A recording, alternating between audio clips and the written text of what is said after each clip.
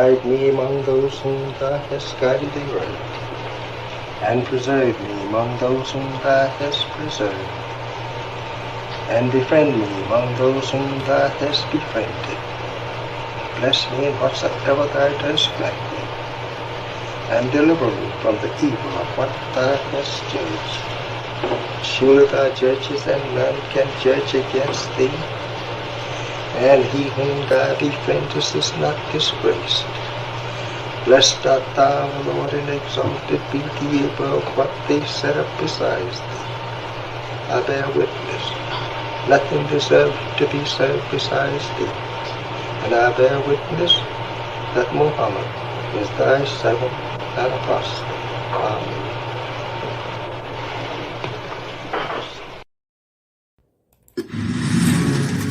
You're tuned in to the Mind of an Entrepreneur show with your host, myself, Sajdah Wendy Muhammad.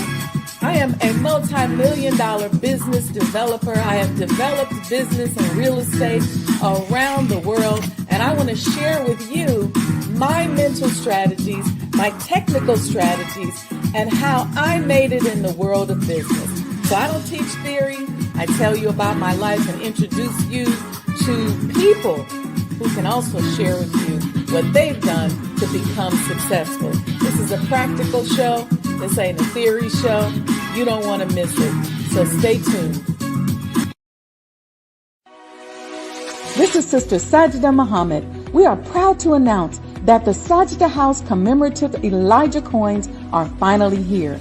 As we renovate and restore the former home of the most honorable Elijah Muhammad, we have recycled the old copper gutters and downspouts and created a 1-ounce 39mm coin made of 100% pure copper. Each coin is professionally graded and has its own barcode and registration number. This priceless heirloom, made from recycled copper from the messenger's home, is now available at sajdahhouse.com.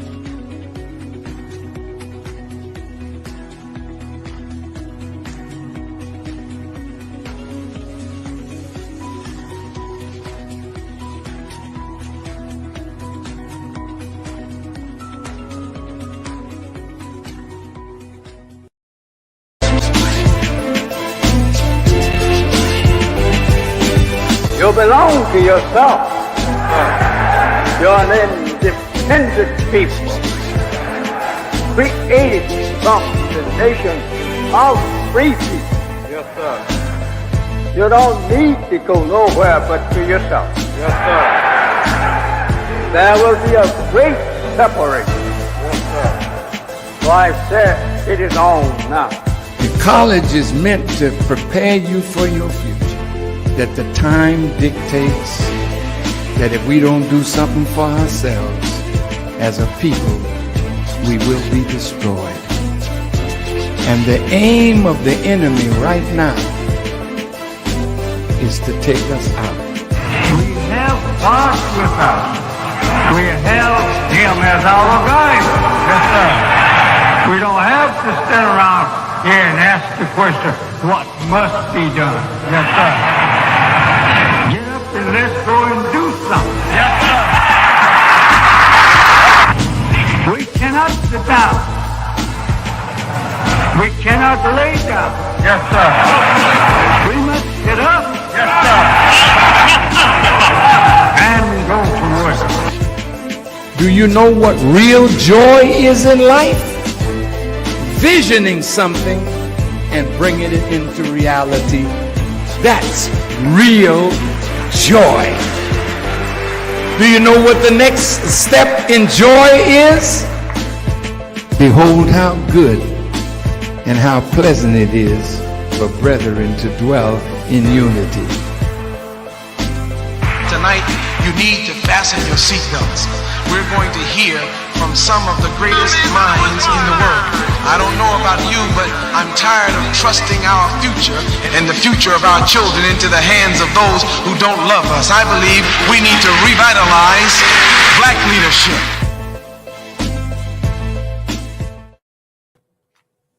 Greetings, family. Assalamu alaikum. I am Sajdah Wendy Muhammad. Listen, get your tea, get your coffee, get ready for this discussion. This is the Mind of an Entrepreneur show, and I'm calling this Muhammad's Educational Roundtable in celebration of the birth month of the Honorable Elijah Muhammad, and the Honorable Elijah Muhammad House, Sajdah House, in partnership with the Black Muslim Business Directory. We are hosting this roundtable discussion on the influence of the Honorable Elijah Muhammad on independent education and how that educational process impacts our ability to compete in a global economy. So welcome to the discussion. I got some powerful people for y'all today. Let me just say a few things because I know I'm not going to get to say that much once we get talking. And let me turn off my phone for a second. And I usually do that before we get started.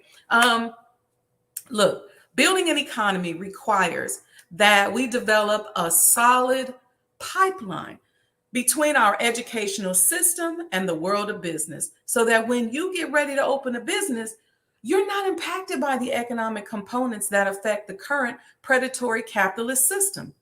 See, the Honorable Elijah Muhammad built a $75 million, I call it a 75 plus $million empire as an example or a template. That empire was built in the midst of some of the most turbulent economic times in modern day history. Make sure you like and subscribe to this page, the Sajdah Wendy Muhammad YouTube page, and check out the episodes of the accomplishments of the Muslims. During one of the episodes, I did an entire economic comparison and analysis to help show you that what he gave us will work today because it worked in some of the worst economic times ever. I'm talking about when we had 20% inflation. Now, when you graduate from college or high school, or you need a job, you should have the option to tap into the business community that is being built by people who are your cultural comrades. As a businesswoman, I know all too well and understand from experience how critical it is to develop an educational pipeline that feeds our nation's economy. My businesses have been impacted by labor shortages in the past, as well as so-called well-educated employees who lack mathematical thinking skills and who are not interested in nation building. Most times it's not their fault though, because they've been indoctrinated into a culture that stresses the importance of behaviors that support the building of someone else's nation. And without other examples, how will they know? Our nation's entrepreneurs should work closely with the independent educators in our community. Listen, old business models no longer work. Y'all hear me say that all the time. So we can't take the same business models that have systemically biased us, bring them over to our new businesses. Because if we do, we'll be subject to the same interdependencies of that system. You know, the Honorable Elijah Muhammad told us to study the white man because he makes no excuses for his failures. So we have to study what works and infuse what we know so that we can create a system that serves our community. A successful educational system directly affects the success and global standing of our economy.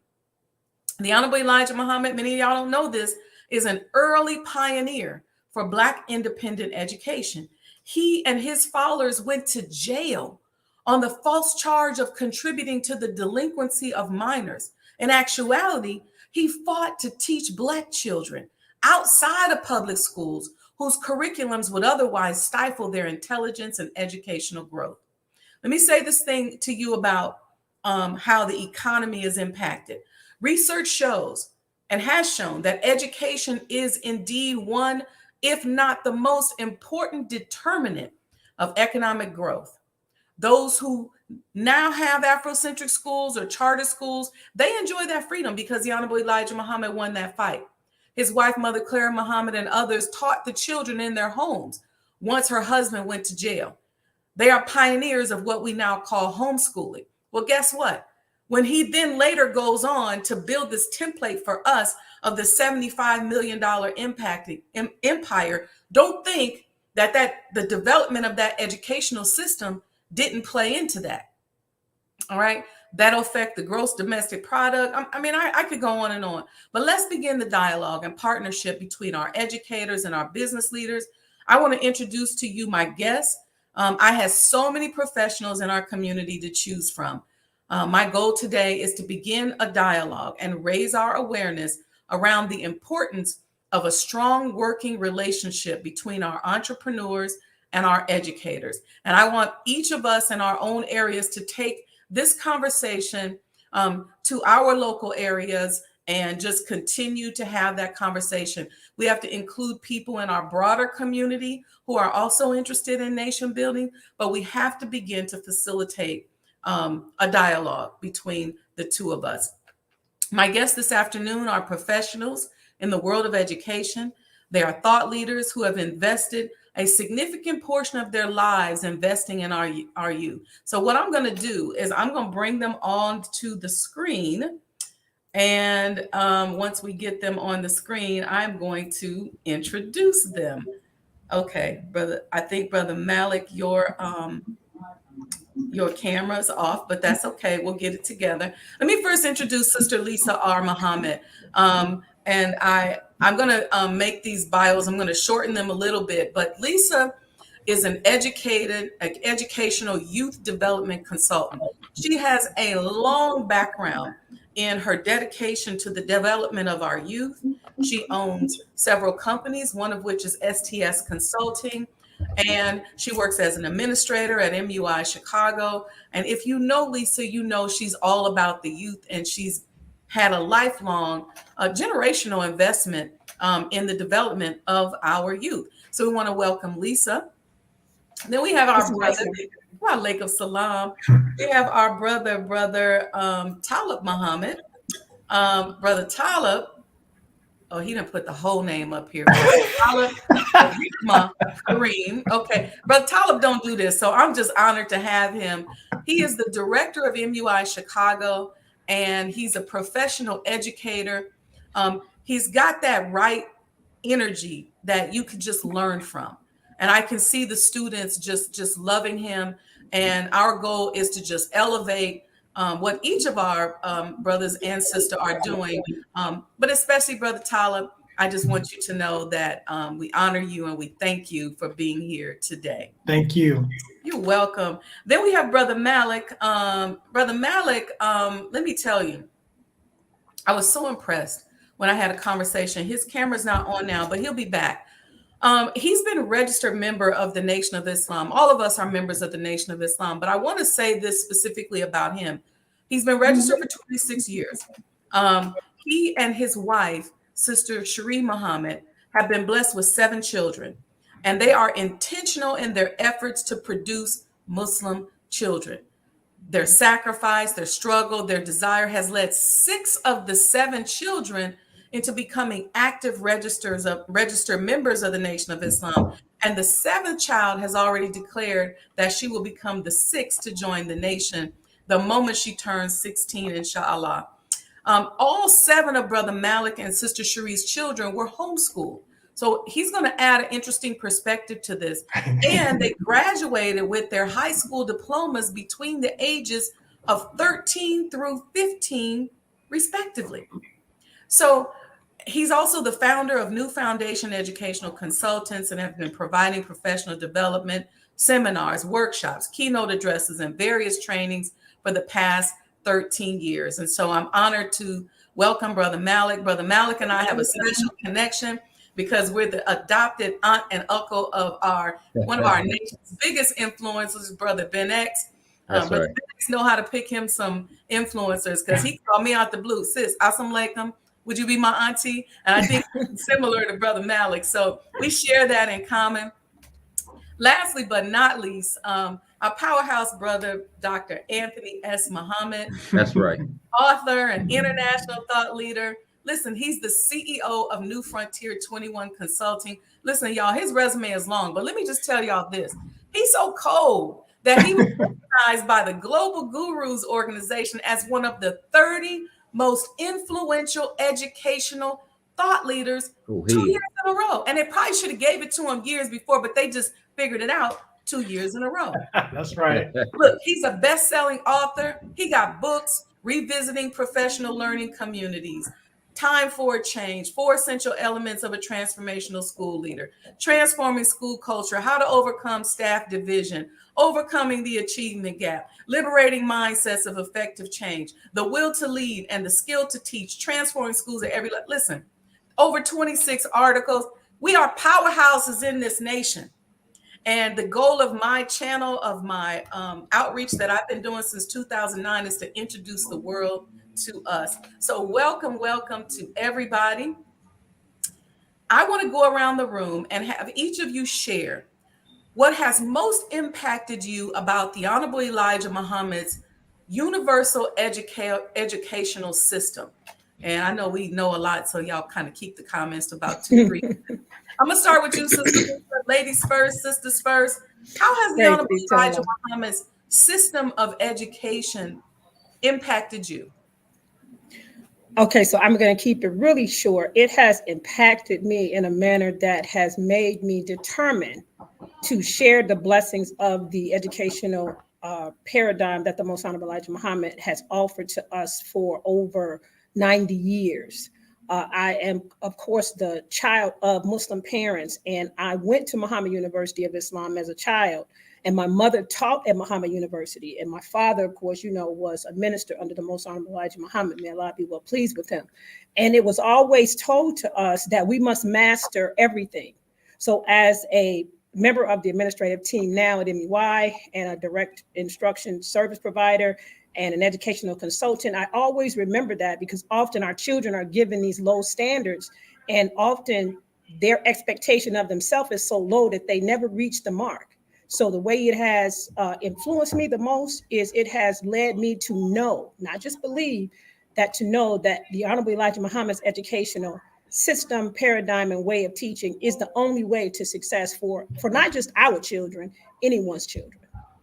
Thank you, Sister Lisa. You're welcome. Brother Talib, talk to me about the history of the Honorable Elijah Muhammad in education and what you know of his accomplishments and sacrifices.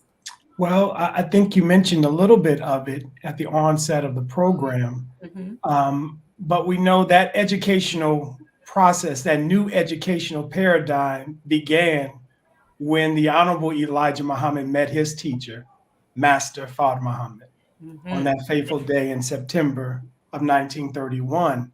A student-teacher relationship began, and from that, the transferring of a new educational paradigm, new wisdom, new knowledge from one man to another, and then to a nation. And so the early sacrifice, I say it all the time at our commencement ceremony, giving honor and thanks to not only Allah, who came in the person of Master Fard Muhammad and the Honorable Elijah Muhammad, but those early pioneers that we don't know all their names. Right.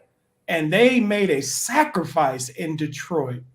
And they were arrested so that we can be here today. So I always remind the students, there are people you don't know that made a way for you and me. So from the arrest that took place in 1932 of staff, to the courage of the Honorable Elijah Muhammad, he didn't run from the police. He went down to the police station. See, he's teaching us with his actions of what kind of people we need to be. And we're really going to have an independent educational system separate from the slave-making educational system of our enemy. Not only that, the pioneers, the students, Mother Clara Muhammad, who can never be left out of this story of independent education. And as you mentioned, Sister Sajdah, that the Honorable Elijah Muhammad really is the pioneer. He dared to do something that nobody else had the courage to do. And so now today we can drive down Chicago. You see Nikaboo's daycare center, right? You see all the little storefront and home schools. Is because he and those pioneers paid a price. And we can't leave out the Honorable Minister Louis Farrakhan sacrifice. Absolutely not. Because he had to rebuild the work of his father, starting essentially with nothing. Zero. Except that idea and the love and faith in his heart. And here we are in 2022, continuing the work as continual pioneers to move this a new educational paradigm down the road and develop it for our community, our people, and for a bright future. Thank you, Brother Talib. Long live Muhammad. Brother Absolutely. Malik and Brother Anthony, I'm going to pose this same question to you, but slightly different. How do you see this educational paradigm that Sister Lisa and Brother Talib just laid out? How does that then reverberate into our broader community? And how has that affected your work in the broader community? Brother Malik, I'll start with you. Okay, praise be to Allah. Please be to Thank you, Allah. Sister Sajdah. For me, listening to Brother Talib, he said so many things that I definitely wanted to touch on. All praises due to Allah, because I'll tell you that the sacrifice is the first thing that I think about that happens in order for us to be able to strive, to continue, to establish independent institutions in the country. And I want to say, to answer your question, as you go out into the broader community, one of the things that I find to be a common denominator is, in order to get the results of the most honorable Elijah Muhammad, you have to put your foot down and stand on the very principles that brought about his success. The Yes. Honorable Minister Louis Farrakhan did just that, and he was able to reproduce the same thing. What I see in my work within school systems is the fearlessness of the most honorable Elijah Muhammad and the Honorable Minister Louis Farrakhan is now starting to awaken in more and more Black educators, whereas 10 to 15 years before, you didn't see that boldness. It wasn't as common as it is now. There are even workshops that I see that the title of the workshops is addressing white supremacy. I mean, this is like literally in the title of certain things. So I'm like, All yeah, praises due to Allah. it's about that time. And so what I think about as I move around and watch what's happening is, I'm so appreciative and I'm so grateful to have the opportunity to be part of such a wonderful, marvelous nation of Islam, to be able to have an opportunity to know the Honorable Minister Louis Farrakhan and to strive to be a champion and an advocate for children in a way that would produce gods. I want to be real clear, Sister Sajdah. This is not about getting the education. This is about producing gods. And I want to say this to my brother, Brother Anthony, before he answers. He's heard me say this hundreds of times in private, but I'm so happy to say it right now in public. Let me just tell you and your listening audience, this humble brother to my right or left, depending on where you looking at it from on your screen, he is a God. I repeat, he is a God in this education space. I believe it was 2000, maybe 13 or somewhere around there. He was doing a workshop in Duncanville, Texas. Okay. And I mean, Duncanville, a suburb of Dallas. And listen to me. I'm sitting in the back of the room. And in my mind, I'm saying to myself, this brother is teaching the study guides, as the minister would say, jam up. Chills. Yeah. Great teachings.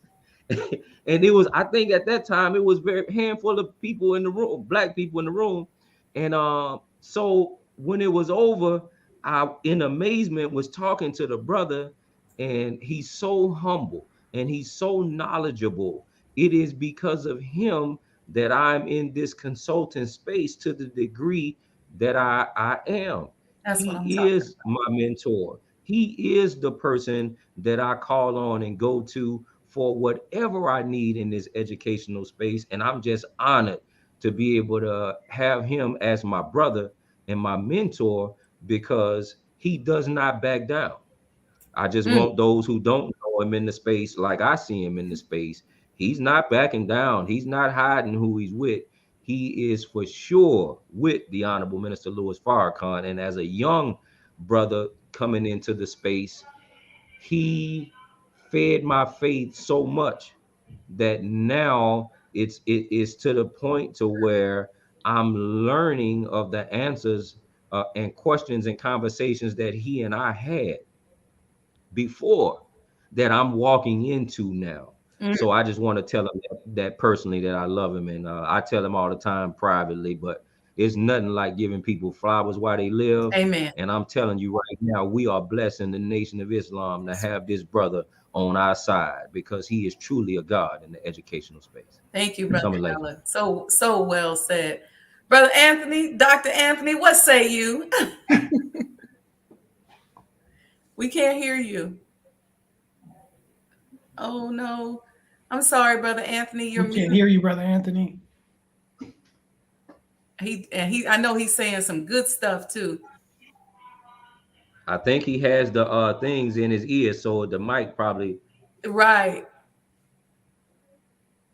No. No. We can't hear you. He may need to go up and come on sometime. Yeah, he just hung up and came back, so that's okay. We're going to give him a chance to come back. We're going to move on. Brother Talib, our next question is for you. Let's talk about the importance of mathematical thinking. In businesses or national building, we need people who can think mathematically. Brother Malik said this is God making, and gods think mathematically. They need to be able to use comparative analysis, deductive reasoning, problem solving.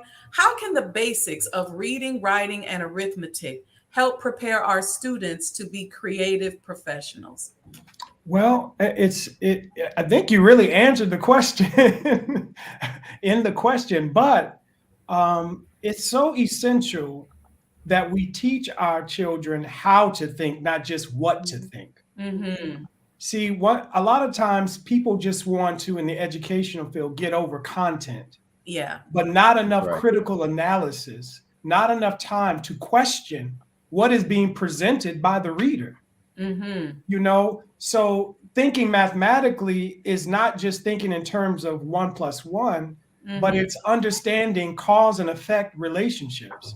Right. It's understanding what like real calculus is in the frame of making predictions based upon the actual facts that you have amongst you. Mm-hmm. So teaching children to think critically, teaching children to analyze, teaching children to ask questions so that they can learn all about themselves and the world around them, where we are not stifling the natural curiosity that the human being has.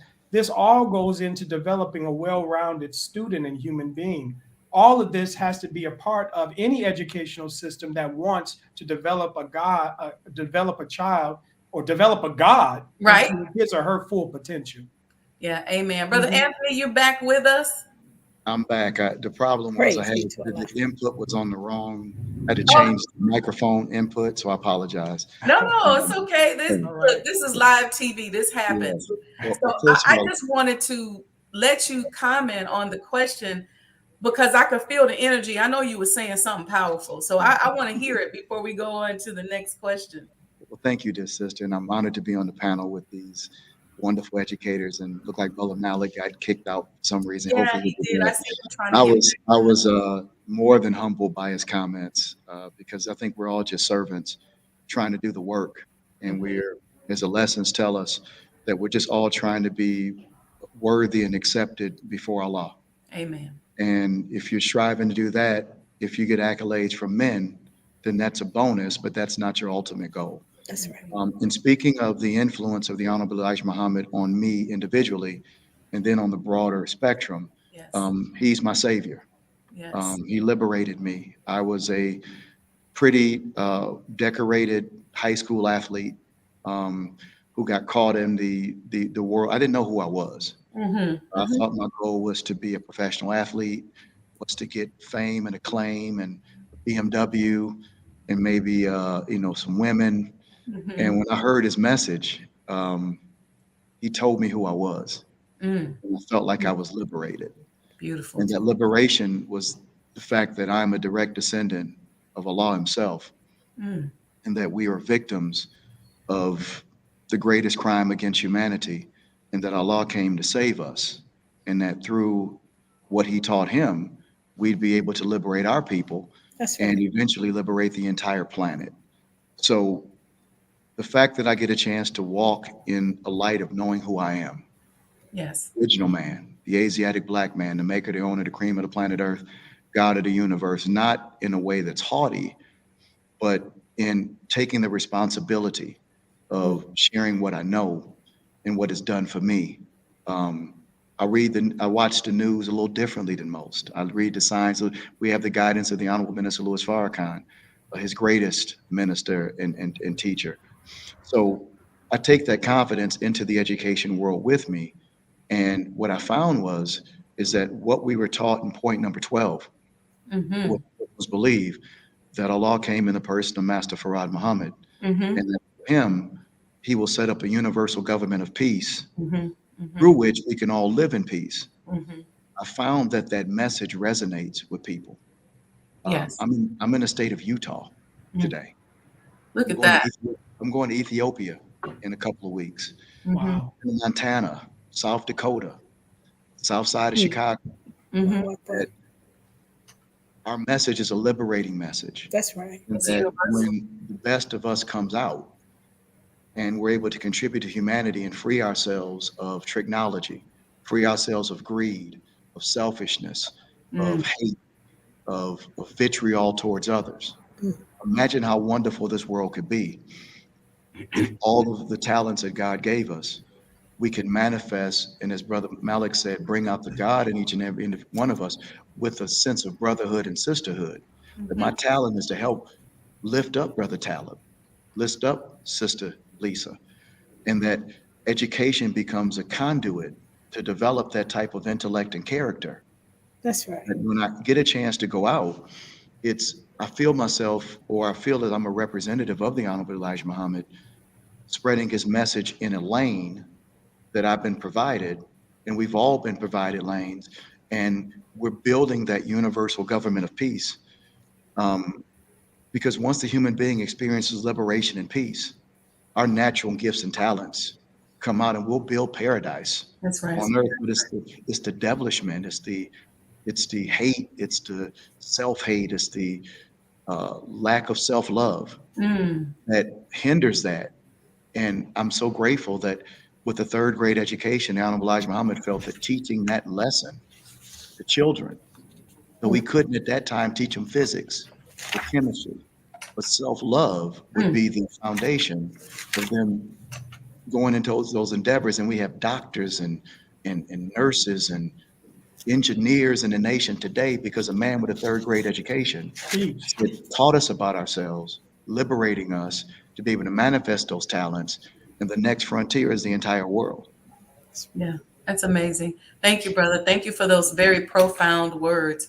Brother Malik, I think he's trying to get back on, so we're going to keep going. My next question was for him, but Sister Lisa, we'll go to you. Yes, ma'am. I know you're a big component of our students having experiences. How can experiences outside of the classroom enrich their educational process and better prepare them for the world? Yes, ma'am. That's a great question. I'll take the example of the self-improvement study guides. For those of us who are not familiar with the study guides, this is a series of self-improvement lessons that the Honorable Minister Louis Farrakhan, through and with Sister Dr. Minister Ava Muhammad, may Allah be well pleased, developed, that we study for personal self-improvement, which leads to community development. And in those studies, there were two parts. You had the study, you had the theoretical, and then you left the circle and you had to practically apply what you were to have learned. And I'll reference something, Dr. Anthony, that I believe I first heard from you, or probably from Brother Talib through you, in one of our professional developments, dealing with the concept of learning by doing. And I believe that what we must do, the minister said in one of the educational conferences that was held here at Muhammad University of Islam in Chicago, that education must be education for life. So in order for it to be education for life, you have to practice it.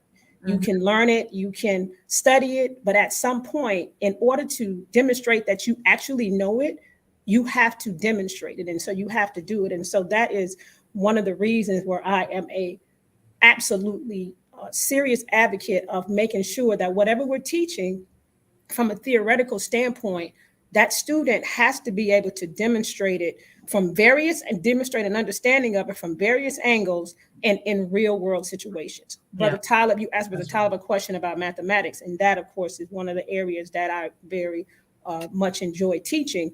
And to be mathematically literate means that you can take the concepts of mathematics and you can solve a problem. You can look at the problem from various perspectives and various angles, and then you can apply the lessons learned in that mathematical lesson to real world situations. That is what our children must be able to do. And they must be taught to do it at a very early age. And then I'll take a page from your book, Sister Sajdah, where you talked about your father would allow you to roll with him. So we have to allow our children to roll with us.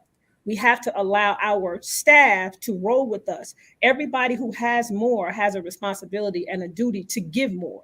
And in order to give more, we have to make sure that we are not intimidated by those that are coming. They're coming after us, because our time is going to end at a certain point. But as the minister said, we live on through those that we touch. So I would say that is just I guess a small description of how I know that experiences in real world situations will help our children. Yeah, one of the fondest memories that I have of my father is, it could be Saturday morning, whenever I'd be in my room, and I was one of those brainiac type of children. I'd be in my room, whether I was reading books, I had all these books, or I played the flute and the organ. So I would mimic different things that I heard in music and play it. And my dad would come to the door. You rolling? And I'd be getting my shoes on, like, yeah, because I knew we were going somewhere to one of his businesses or something. So I appreciate you saying that. Our brother Malik isn't back yet. So I'm going to pose this question to you, Dr. Anthony. Congratulations on being recognized by the Global Gurus organization as one of the 30 most influential educational thought leaders. And I have to say that again, because that's important. And I know that this is a loaded question, but tell us a few elements that must be incorporated into our educational systems that will help to prepare us to compete on a global level. And I'll tell you why I asked that question, because everybody has their assignment, right? And a lot quickly thrust me.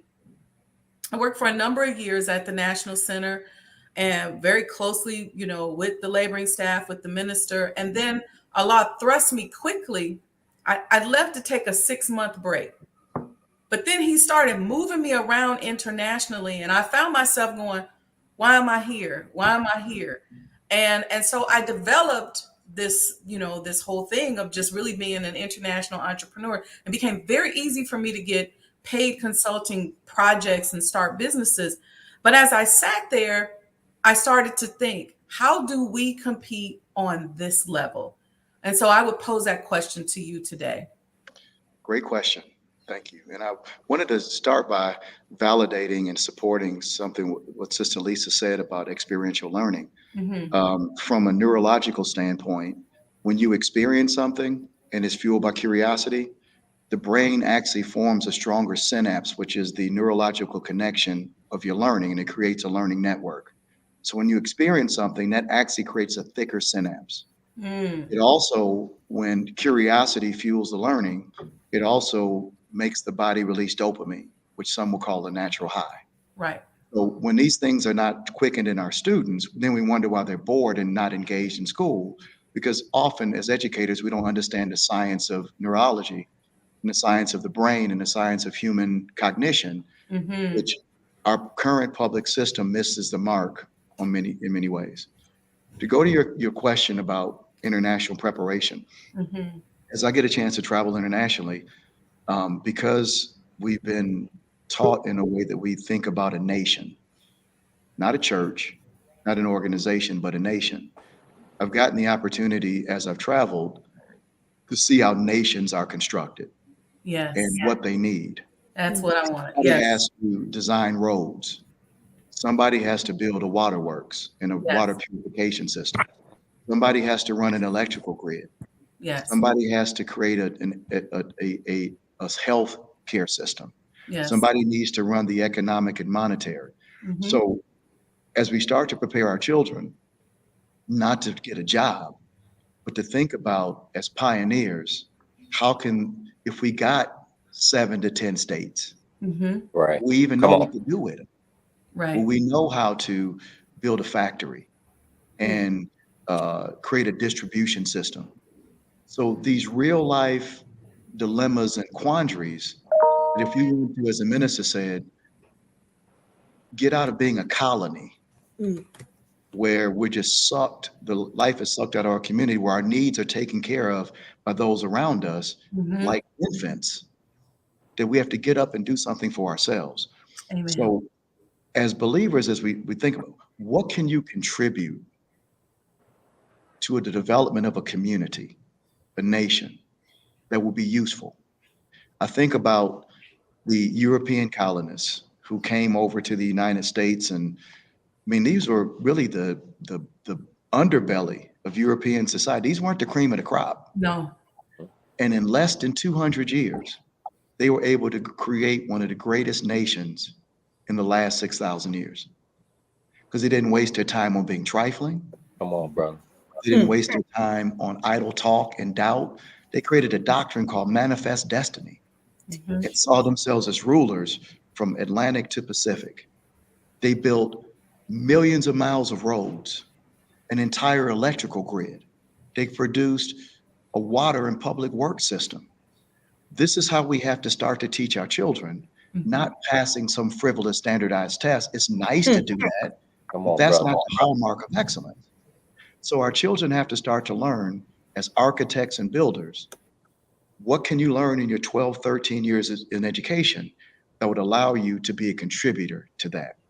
And as we travel around a city like Chicago and we see streets named after people that we don't even know about, who contributed to the development of the city of Chicago. They didn't have to be seen by many. It was somebody who started a school, somebody who started a hospital, somebody who started a market. Just start where you are and teach our children to be contributors to the development of a holistic society. And the rest of the world is looking for that too.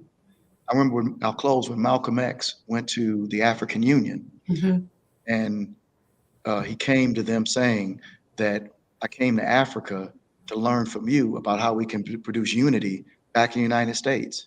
And the answer was, we thought we wanted to learn the same from you. We don't know how to do it. We were hoping you were going to teach us that. Right. The rest of the world is waiting on us to rise. Yes. The blueprint that we've been given by the Honorable Elijah Muhammad on how to make a righteous, sustainable nation. That's right. Thank you, Brother Anthony. I was told by a major business person in Africa, he looked at me and he said, our salvation is wrapped up in you all. I was doing some consulting work for a company that builds cities. And this was the types of conversations that was happening. We have to build the grid. We have to build a sewer system. We have to have our emergency response teams. And so, you know, it just it brought my thinking from here as a corporate person to here as a God and a nation builder. So thank you for those comments. Welcome back, Brother Malik. Glad to be back. I could hear some of it. That's okay. My question for you is, you know, because I am so impressed by what you and your wife have built for your family in terms of a legacy of Black excellence. And I understand that your children were homeschooled. And you and I talked about this a little the other day. How do parents who prefer to homeschool their children ensure that they have a healthy level of social intelligence? Absolutely. Yes, ma'am. Well, the first thing that I would say to that is when it comes to social beings, and again, remember, this is all about the Honorable Elijah Muhammad that we're talking about. Right. If we are truly a family, One of the things that I believe causes the greatest deterrent for us in reaching that goal is first this: we can't get confused in hearing the Honorable Minister Louis Farrakhan say that, the God told him, brother, don't worry about your family, be about this mission, and I'll take care of your family. Okay, that's right. That's what he was told. That's not what we was told. Okay, he told us, brother, you take care of your family. He told us, brother, I don't care if you got to show up to FOI class in dirty overalls, but when they see your wife and your children, that's where they see who you really are. I'm paraphrasing. Yeah. I think that one point, Sister Sajdah, is what's hindering us who desire to homeschool, because we start off from the wrong reference point. What? Let me go. Let me go a little further. If I'm homeschooling, according to the teachings of the Most Honorable Elijah Muhammad, he and what he has in mind has to be at the root of why we're doing what we're doing, and every decision that is made by that parent who wants to homeschool in his name has to put him first in their personal life. That don't mean that we're going to be perfect, because I'm sure not. Right. But what I'm saying is that we have to strive to be the best that we can be, and not pretend that we know everything and believe in a mystery God and think that if I hide these children away from everybody, then that alone is saving them. It's not. It's going to make them socially awkward. They won't move about society and demand the respect that a young God should have. So the first thing I would say is, parents, we got to make sure we with the Honorable Elijah Muhammad. If we're not educators, we need to make certain that we confide in those near us in the mosque, in the study group, or reach out to someone. We have technology now. You can reach out to anyone in the world, but you got to be able to access the areas that you're weak in, and not allow your ego or your zeal in being a Muslim to override reason.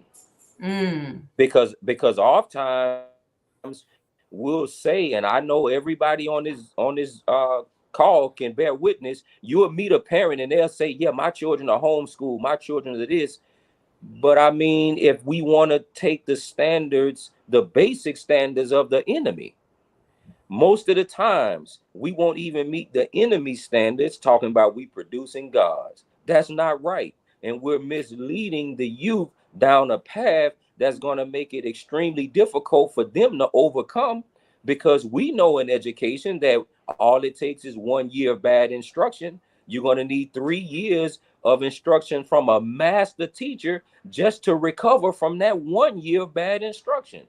Well, what if I'm a believing Muslim and I just believe, and I'm a homeschool my child from 3 to 8, and at 8 I finally realized that maybe I didn't know what I was doing? That's 5 years. According to research, it's going to take 15 years of instruction to recover from what I've done. And this is the issue that we're having in education. We absolutely cannot move on our emotions. Listen, my wife and I, by Allah's grace, we tag team. I was in the public school teaching. My wife agreed to stay at home and teach our children. But when when I came home, she left to have her time and her sanity to get away from children, because she needs that time to rejuvenate. I'm coming right behind her to reinforce, to support, to assist. It's a team effort. And the sports is okay. It's okay if they want to hoop. I did. I just hid my stuff. I was a pretty good high school, college player, but I was smart enough to know that I wasn't trying to make hoopers. I was trying to make Muslims. So I took all of my newspaper clippings, all my articles, all my medallions, my Letterman jacket, and I put it in the stores, because I didn't want my children to see it, because I already knew if they saw that, that was going to be a distraction in us, my wife and I, wanting to make Muslim children. So we hid all of that. I'm saying that to say parents need to be mindful that we are the primary, it's our primary responsibility, not MUI. MUI is great. Praise be to Allah for Brother Talib and Sister Lisa and Sister Kabasa and Sister what are the other sisters' names that I met? Wonderful instructors there. So many of them. They're gonna be mad. Sister Marlo, y'all forgive me for not remembering all y'all names. But that they are there, but that's not their job. They are support. It is the responsibility of the parents to make certain that those children receive what they are supposed to receive. And then if we have an MUI, it's a partnership. So I would heavily encourage the believers to, number one, make sure that we know the program of the Honorable Elijah Muhammad and we are aligned with the purpose of homeschooling, number one. Number two, let's strive to make certain that every identified weakness that we know we have, let's get with a brother or sister to help us fill that gap so that we can provide quality education to our children, because that's what they deserve. And then number three, don't go overboard with the social, because sometimes you see on social media our children going to proms. We sending so many. We got the fact that we messing up. They innocent. We're responsible as the parents. There's no way the most honorable Elijah Muhammad to get along with our children. So it's certain things in our culture and our way that we don't do, and we got to stand firm on that. We can't bow to the pressure of socially and all of a sudden say, well, you know, it's going to be a chaperone or they're going to be going here doing that. No, it needs to be a hard no. If the Honorable Elijah Muhammad would not adhere to that, or he would not allow that, that just need to be what that is, period. We cannot begin to negotiate the way of the world, claiming that we're trying to produce Muslim children under the Honorable Elijah Muhammad and the leadership of the Honorable Minister Louis Farrakhan. Yeah, thank you, Brother Malik, because the making of a God requires a prescription, right? A prescriptive life. And and that's very important. You know, it's interesting, before I go on to my next question, some of you all might know that I was chief builder and primary builder and minority partner of a micro hospital in the Washington, D.C. area. And I've interviewed so many young doctors and young healthcare professionals. And what I found with so many of them, especially the Black ones, that they went into that endeavor as a major because it sounded good.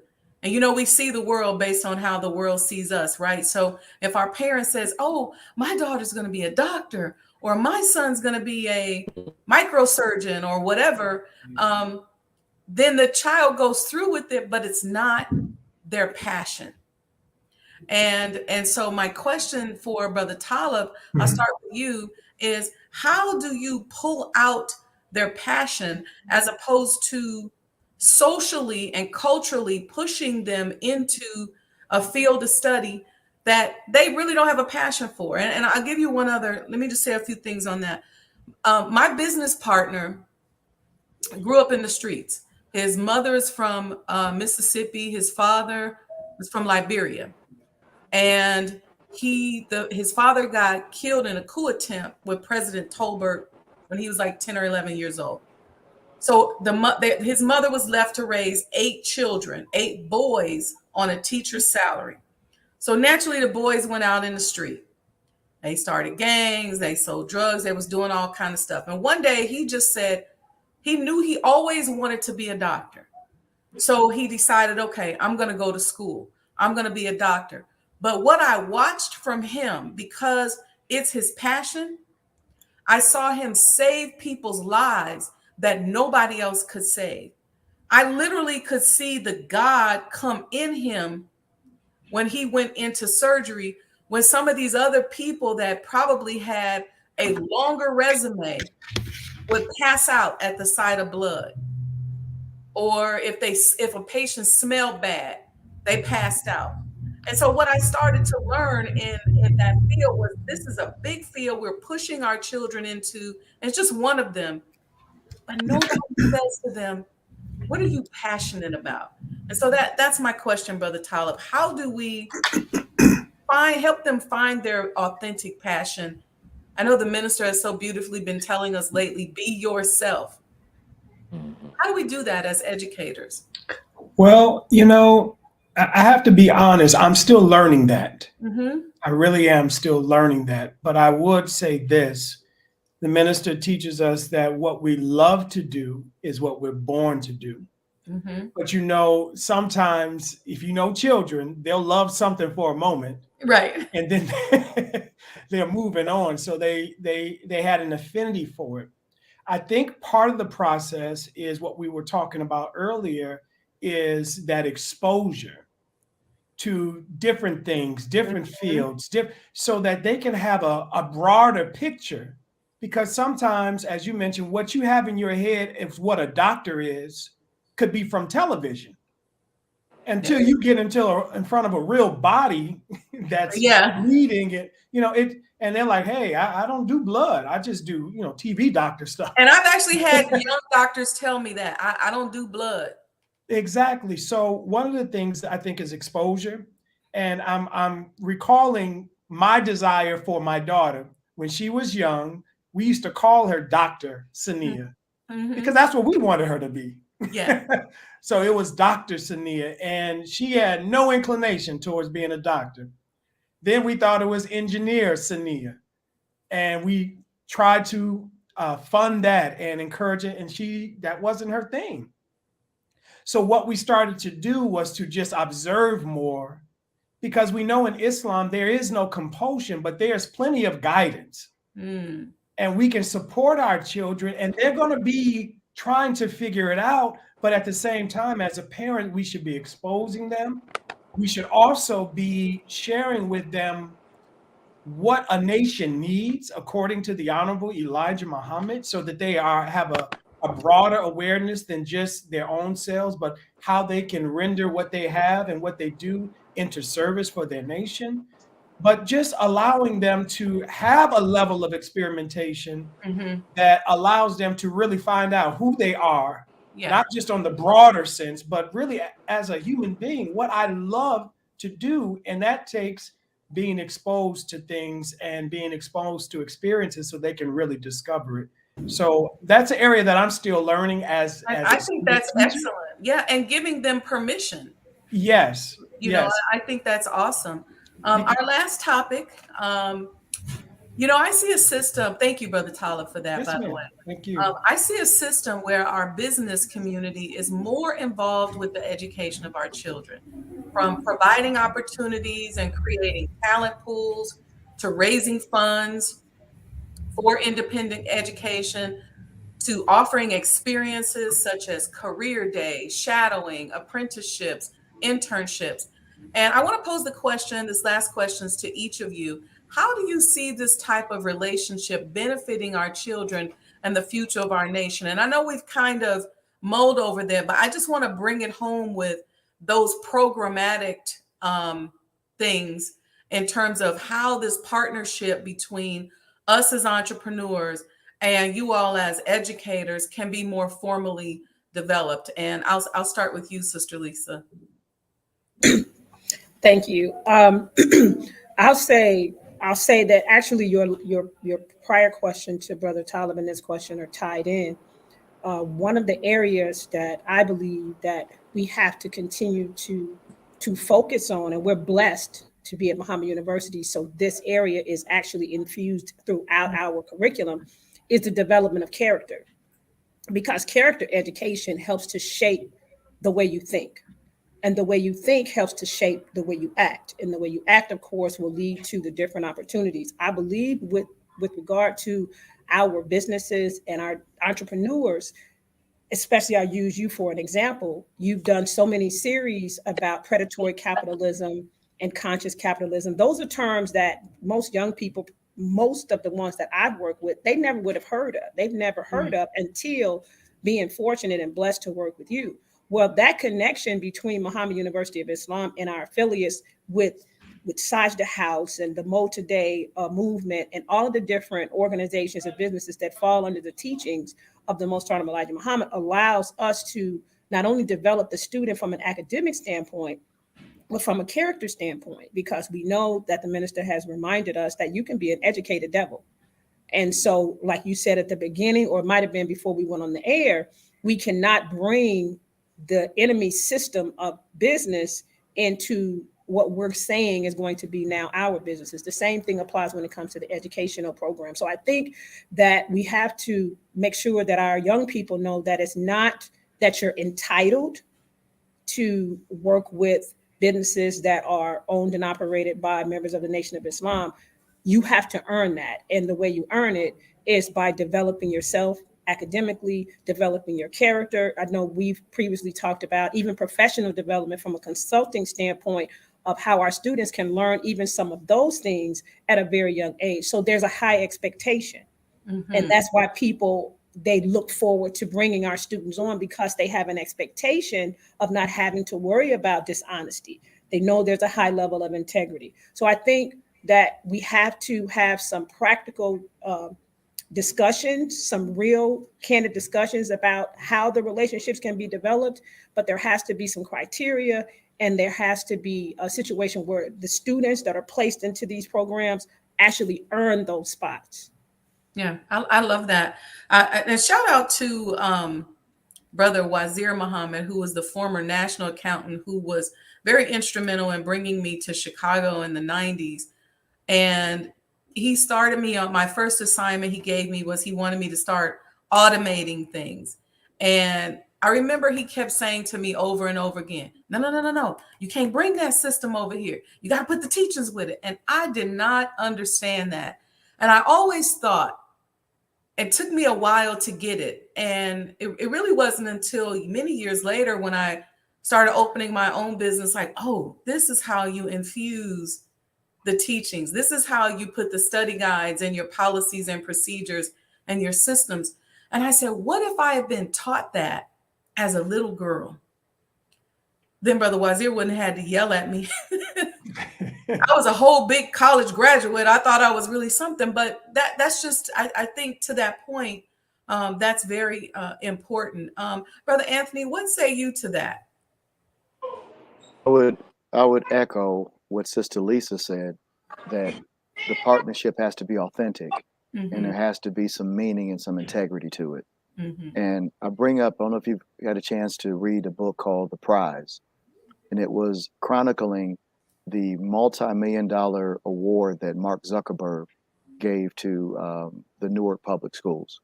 Okay. Come to find out, his sister was a big charter school advocate, and it was more of seed money to start to break up the Newark Public Schools. There's always some technology behind any, when they offer the hand, is usually it's done with a forked tongue.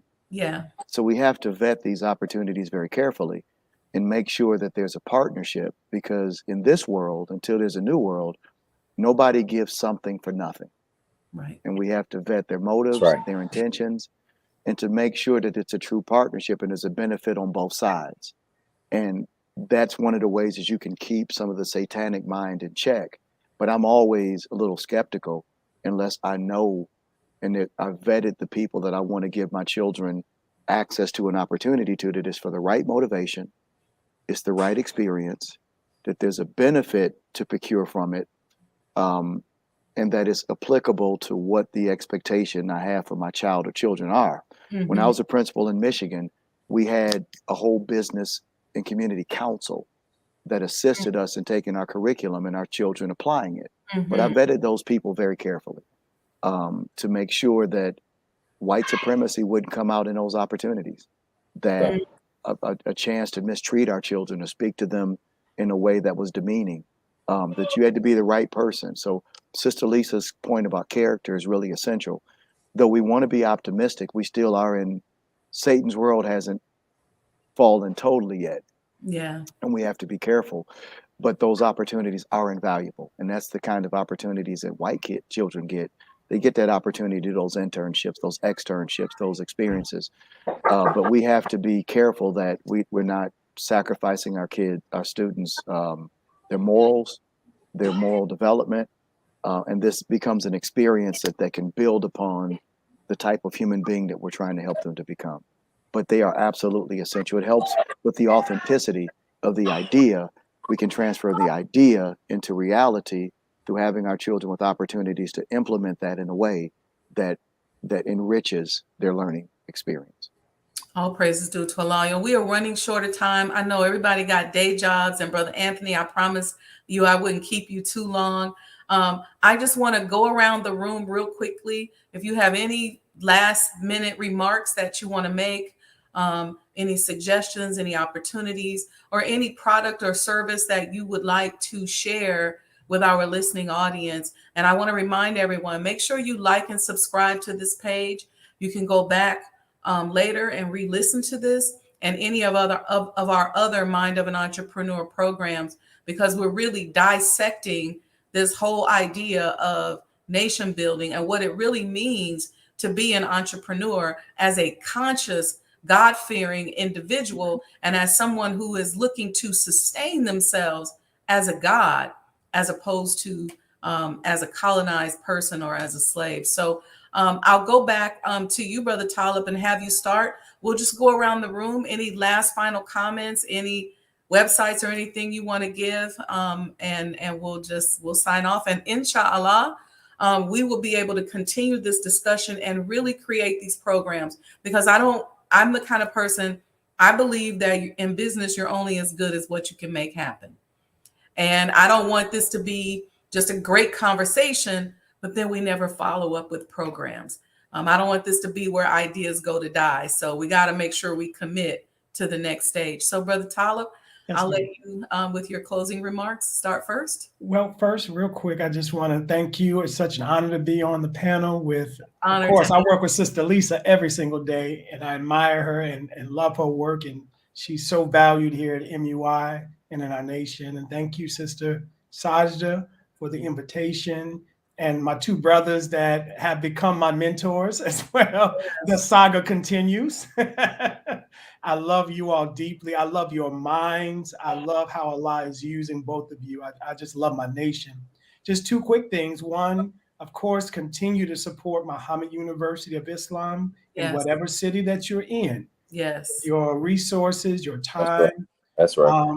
And independent schools in general. And for the business community, go up to the school, contact the directors or the people at the school to see how can you connect with the school and the students and opportunities so that we can develop these relationships with businesses.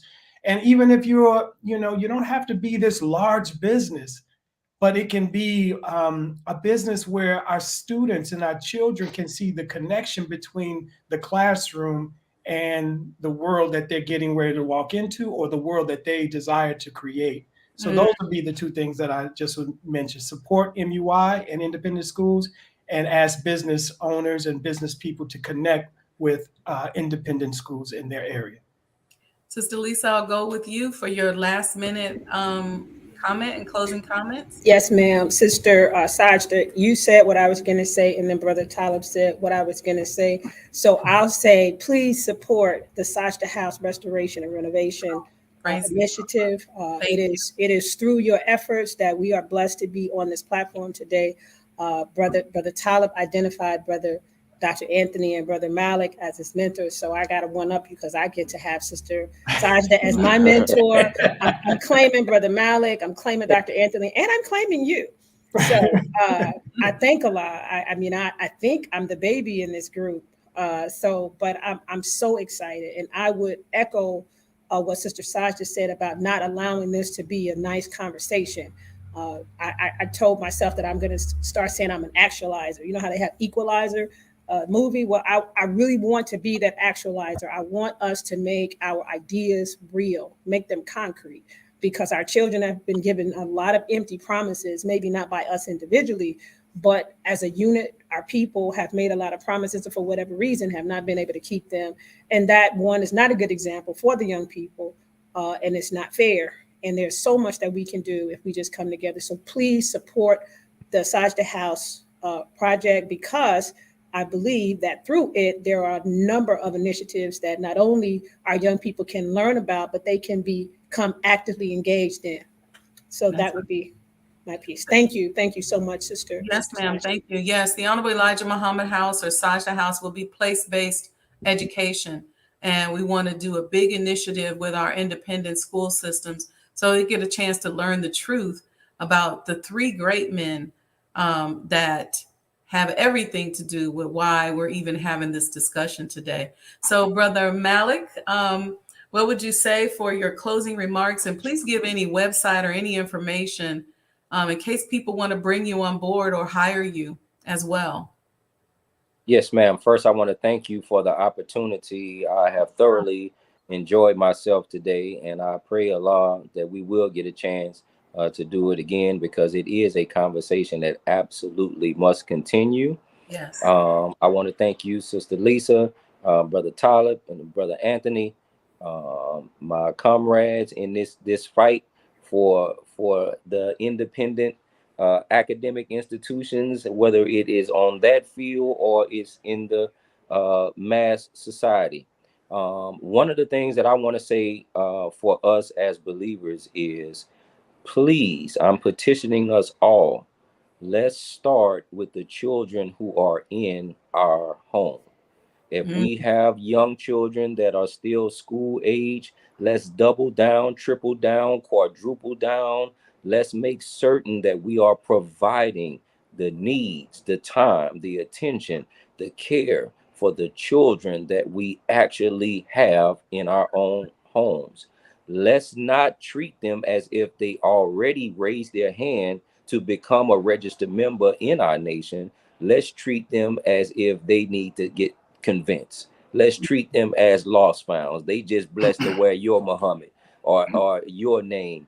But I don't want us to overlook how important it is just being good old dad, just being good old mom. Those are some very lofty titles that sometimes get lost in the activity of our day-to-day lives, where we're almost separated. We just live in this house together, but we're separated. We don't really know each other. So that's number one for me. I want to encourage us all to turn towards them and give them the time and attention that they need. And I will say this is a 1A. I know when we were growing up, some of our parents may have told us, when you're 18, you're grown and you need to go and you're becoming grown. Listen, I want to warn us all. This is not that time. Amen. Our Right. 18 to 27, 28-year-old children need us now more than ever. So please, let's not just give them to the world. Please, let's build our relationships with them. Please, let's love them and double down on our love for them and support them. I'm not saying be passive with them. I'm saying give them the guidance that they need. Whether they accept it or not, it's not up to us. But Allah is holding us accountable for being there for them and offering them the right guidance. And when He blesses us to see why some of them won't listen to us, maybe because of our examples previously, let's just humble ourselves and strive to be better parents. But at all costs, don't throw them away to the world. The second thing that I would say is, when we begin this journey or continue this journey in creating independent school systems or striving to produce gods, the Honorable Minister Louis Farrakhan shared a story about some farmers that he met. And any of you who know where they are and the names, please jump in. But basically, it was a group of farmers, and I believe their children only went up to the 8th grade, but their job was just to produce the food. And so I'm saying that to say, Brother Anthony mentioned the building of a world. There's no way we're going to build a full-time nation with part-time participants. So somebody has to make the sacrifice to say, you know what? let me be the first one to get to lay the foundation. So coming after me, maybe there'll be someone that is going to be full time. This is the opportunity that they have so that they can put blinders on and focus on establishing the kingdom of heaven on earth as we are taught that it would be. I would like to encourage us to do that, because somebody has to be the one to break the cycle. Somebody has to be the one to say, you know what? I'm the last one in the family to you fill in the blank. It ends with me in this area, but everybody after me will stand on my shoulders and move forward in a way that we would have made progress that is visible and produce things in reality, so that we can see the teachings of the Honorable Elijah Muhammad on a great scale in our own homes, so that when we come together as believers, it's just power compounded. Thank you. I appreciate it. Assalamu alaikum. To Allah. Wa alaikum salam. I love that. Brother Anthony, you want to close us out? And I'm Yes, sorry ma'am. for keeping you so long. It's all good, and I'll be brief. I want to thank you, and thank you for your spirit to restore the home of the Honorable Elijah Muhammad, and your vigor for putting together this platform. And I'm honored to be invited and be a part of this.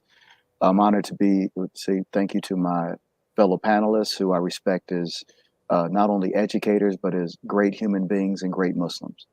My closing comment is really simple, and it echoes Sister Lisa and Brother Talib: support Muhammad University of Islam. I believe Muhammad University of Islam will be the blueprint or the foundation for an independent system that time and circumstance will produce. Yes. The current public school system is falling. That's right. The Honorable Elijah Muhammad told us to do for self before you're forced to. And we're reaching a point where we're going to be forced to. Just a few statistics to share with you. We're in the midst of the largest teacher shortage in American history.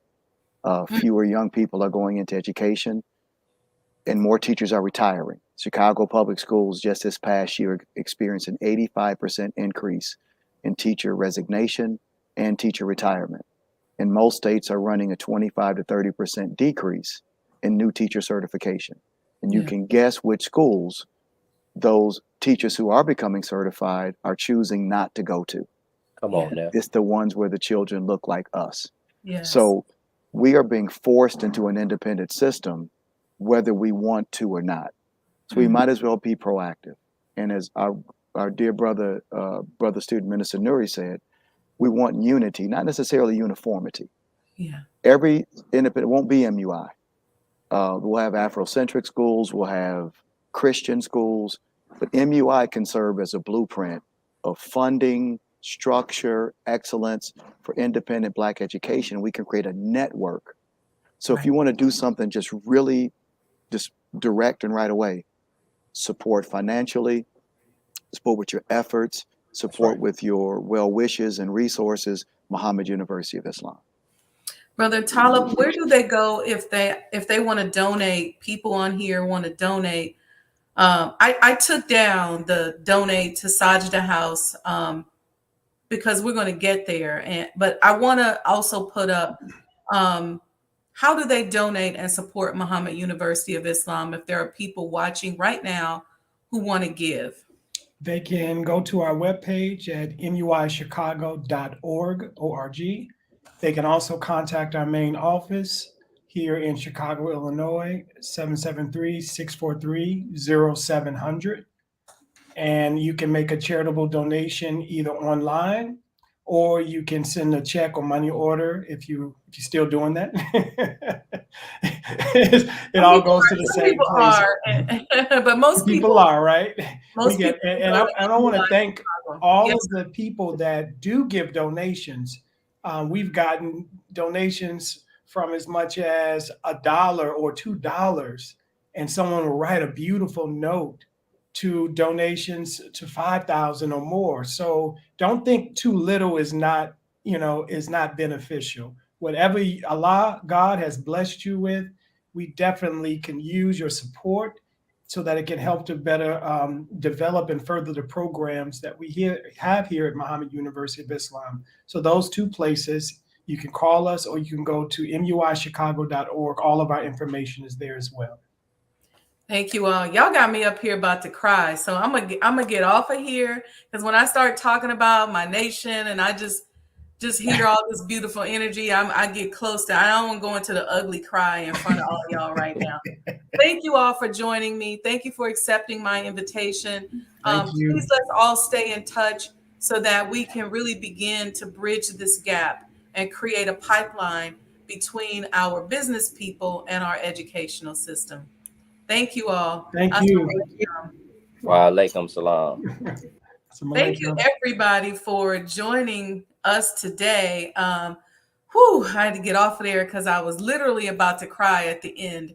And I did say that because as much as we are, working on donations for Sajdah House, we got lots of deadlines that we've moved past, and I really want to see us support Muhammad University of Islam, and it's just that important. So anyway, if you want to also support this platform, I have the Cash App going across the bottom. If you say, hey, I'm going to donate to MUI and to Sajdah House, you can do it on Cash App, $Mo Today, MOETODAY. Y'all know I always tell y'all, don't chip and dip me. Don't get on here and get all this beautiful and lovely information and then just get off and don't do anything about it. We have to get accustomed to financing excellence. So thank you all for joining me today. And inshallah, we'll be back next week. We have a powerful show next week on, I'm putting together about the importance of arts and culture. And this is all in honor and commemoration of the birth month of the Honorable Elijah Muhammad. Go out, follow me on IG, on social media, IG at Mo Today Universe, MOETODAY Universe, or Sajdah House, SAJDAHHOUSE. And inshallah, you all will all go out and get your commemorative Elijah coins. Peace and blessings, family. This is Sister Sajdah Muhammad.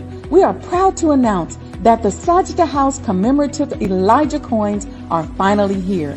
As we renovate and restore the former home of the Most Honorable Elijah Muhammad, we have recycled the old copper gutters and downspouts and created a 1-ounce 39mm coin made of 100% pure copper. Each coin is professionally graded and has its own barcode and registration number. This priceless heirloom, made from recycled copper from the messenger's home, is now available at sajdahhouse.com.